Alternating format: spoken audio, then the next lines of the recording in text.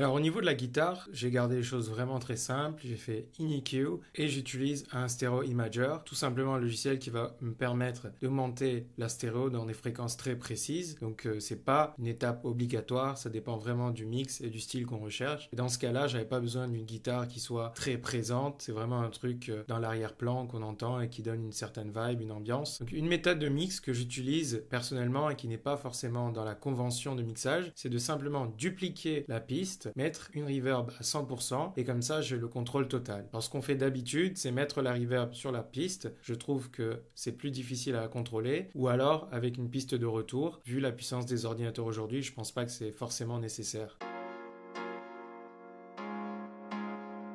Pour les pianos, j'utilise deux layers, donc un layer qui vient de VPS Avenger, un synthé que j'aime beaucoup, et un deuxième layer qui vient de Serum. Donc j'ai utilisé un piano assez réaliste, on peut en trouver un dans Ableton Live, très simplement, qui s'appelle le Grand Piano, qui est aussi très bon. Au-delà de l'aspect mixage, production, synthé, effets, etc., il y a quand même des choses intéressantes à faire dans le choix et dans la théorie musicale. Alors j'ai un choix d'accords qui est vraiment très simple, puisque finalement c'est de la musique électronique et ça va rarement très loin d'un point de vue théorique. Par contre, il y a une base essentielle qu'il faut gérer, c'est la tension. Donc ici, comme tu peux le voir, il y a la répétition de deux blocs et il y a la fin de la phrase qui est différente. Et l'idée, c'est que comme dans une conversation, il faut qu'il y ait un flow, il faut qu'il y ait une logique où ça continue et il y a des moments de tension et de moments où on relâche cette tension et justement, ça donne ce sentiment de cohérence, ça donne cette satisfaction qu'on a à écouter le son et la musique. Alors imagine une discussion qui débute par « Il était 3 heures du matin, je me suis levé et soudain… » Et là, tu vois, il y a un vide, il y a une tension, il faut reprendre avec quelque chose. Donc c'est un peu cette idée-là que tu essayes de mettre dans ta musique.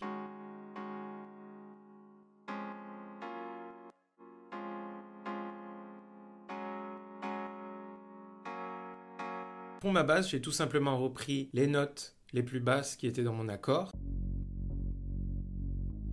J'ai une piste sub, la majorité de l'énergie vient de C0 à C1, qui sont les fréquences sub dans un track. Ensuite, j'ai un deuxième layer qui, lui, va permettre de rajouter plus d'énergie dans les mids et les highs.